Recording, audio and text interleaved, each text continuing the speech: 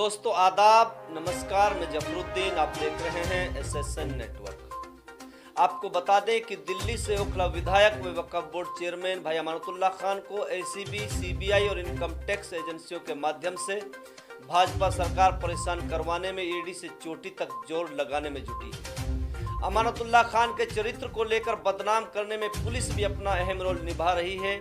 गोदी मीडिया आप पार्टी के नेताओं को बदनाम करने में जुटी है, लेकिन आप पार्टी का एक एक नेता और कार्यकर्ता इन सब वानर भुड़कियों से डरने वाला नहीं। आप पार्टी ईमानदार पार्टी है जिसे नकारा नहीं जा सकता। आप पार्टी का हर विधायक अपने अपने इलाके की जन समस्याओं को लेकर अति गंभीर है। सच्चाई छुप नहीं सकती, बनावट के उसूलों से खुशबू आ नहीं सकती, कभी कागज के फूलों से, ये कहावतें स्टिक बैठती है। जहां अमानतुल्लाह खान ने विधानसभा में अपने संबोधन में कहा कि देश के प्रधानमंत्री नरेंद्र मोदी और भारत के गृह मंत्री केवल कांग्रेस की देन है।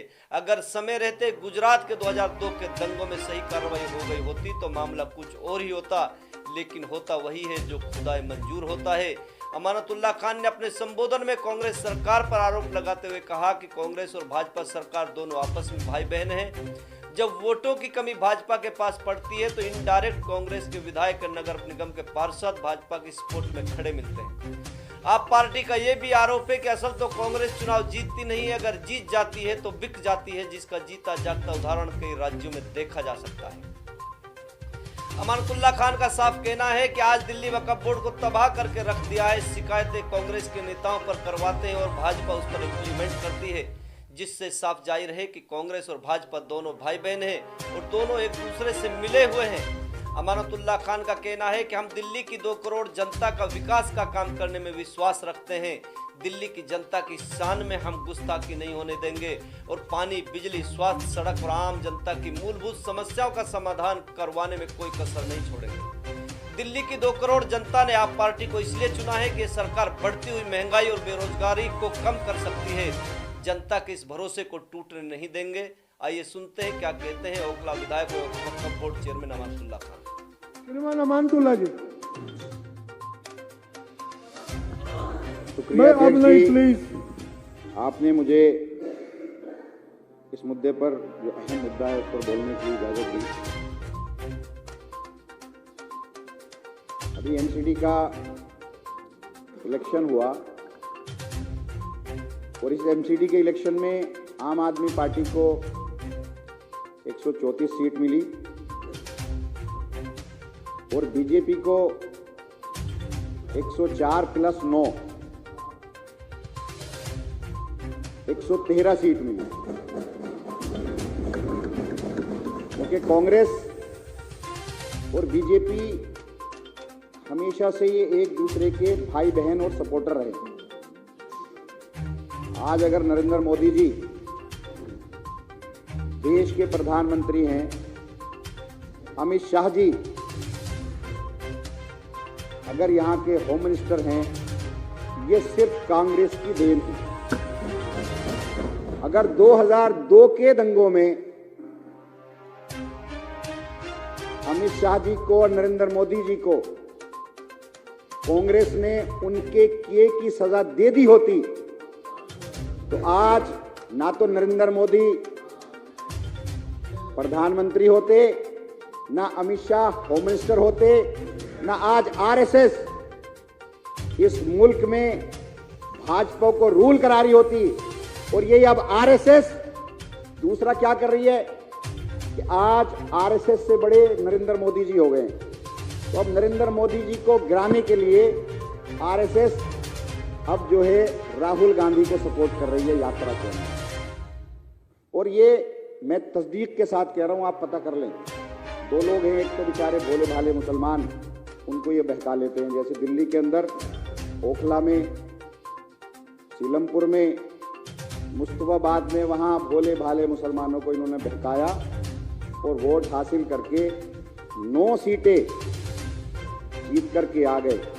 और ये 9 की 9 सीटें अब ये भाजपा की सीट थी, क्योंकि इन्होंने जब ये 6 तारीख को शपथ लेनी थी और मेयर का इलेक्शन होना था, तो उससे एक दिन पहले जो कांग्रेस के MLA रहे हैं, एक्स MLA सीलमपुर से मतीन चौधरी, उसका एक बयान आया कि कांग्रेस के 9 पार्षद हाउस से बाइकआउट करेंगे, और उन्होंने ऐसा किया भी, क्योंकि इनके बाइकआउट करने से फायदा किसको हो रहा है ये समझने की जरूरत है कि जैसे सेंट्रल जोन है, सेंट्रल जोन के अंदर ये हाउस से तो बाइकआउट करेंगे, लेकिन जोन के अंदर जो कमेटी है, स्टैंडिंग कमेटी में ये बीजेपी को सपोर्ट करेंगे। जैसे सेंट्रल जोन है, सेंट्रल जोन के अंदर 13 पार्षद हमारे हैं, 10 पार्षद बीजेपी के हैं, 2 इन्होंने नॉमिनेट कर दिए, 2 पार्षद कांग्रेस के हैं जो दोनों ओखला से हैं,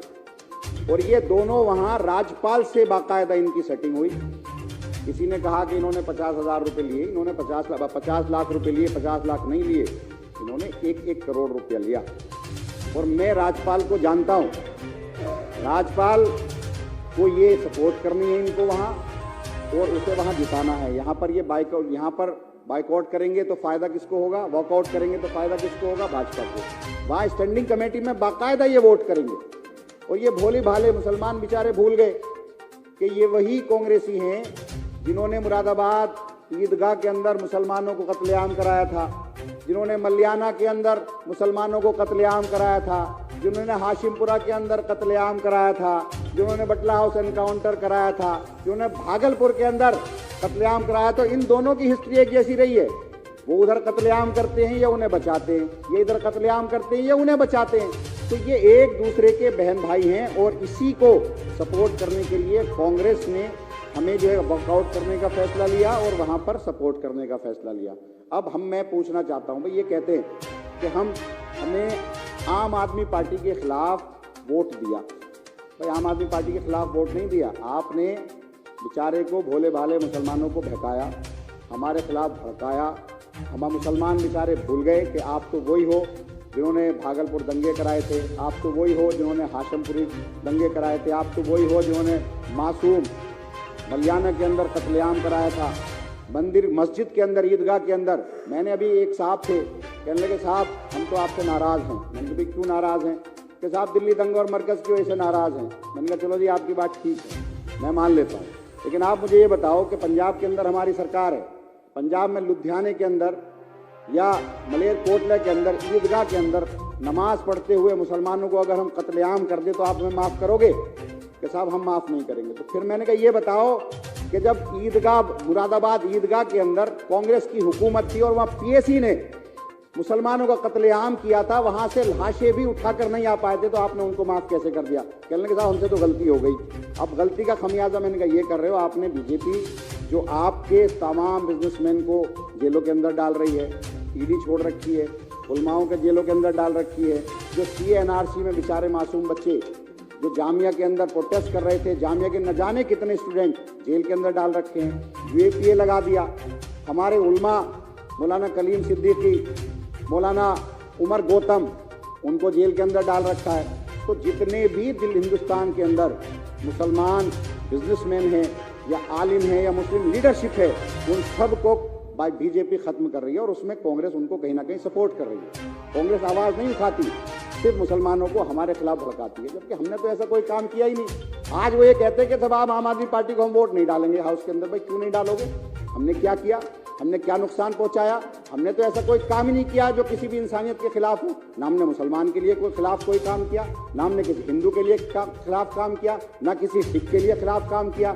आम आदमी पार्टी ने तो सबके लिए काम किया, चाहे वो मुसलमान हो, चाहे वो सिख हो, चाहे वो हिंदू हो। अगर हम इलाज दे रहे हैं तो सबको इलाज दे रहे हैं, हम पानी मुफ्त दे रहे हैं तो सबको पानी मुफ्त दे रहे हैं, हम बिजली दे रहे हैं तो सबको बिजली मुफ्त दे रहे हैं, हम अगर एजुकेशन दे रहे हैं, मैं खुद ओखला से आता हूँ, सारी विधानसभाएं मुस्लिम भी हैं, हिंदू भी हैं, सिख भी हैं, ईसाई भी हैं, हर एक विधानसभा के अंदर हमने स्कूल बनाया, लेकिन हमने धर्म की राजनीति नहीं की। तो ये दोनों लोग जो हैं हमें आपस में मिल करके एक दूसरे को सपोर्ट करके, सिर्फ इनका मकसद है कहीं ना कहीं आम आदमी पार्टी को नुकसान पहुंचाया जाए। और कांग्रेस का तो एजेंडा है कि बीजेपी जीत जाए, बीजेपी की सरकार बन जाए, लेकिन कांग्रेस भी आम आदमी पार्टी की सरकार ना बने। और ये जो हज कमेटी का मसला है, क्या हज कमेटी, ये जितनी भी कमेटियां, जैसे दिल्ली वक्फ बोर्ड है, मैं दिल्ली वक्फ बोर्ड का चेयरमैन हूँ, दिल्ली वक्फ बोर्ड को प्री प्लान तरीके से पहले CBI में FIR दर्ज कराई गई सेम कंटेंट की, उसके बाद ACB में केस चला, मुझे गिरफ्तार कर लिया, अब वो ED में चला गया, तो अब आज वक्फ बोर्ड को खत्म कर दिया और भाजपा ने खत्म किया। कंप्लेन कौन करता है? कंप्लेन करते हैं परवेज हाशमी, कंप्लेन करते हैं चौधरी शरीफ, जो ये कांग्रेस ही है, मतीन अहमद।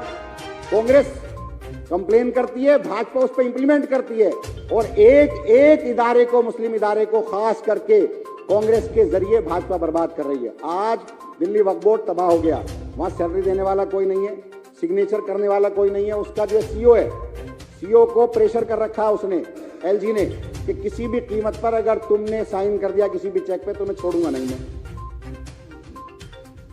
फाइलें कंप्लीट नहीं हो रही।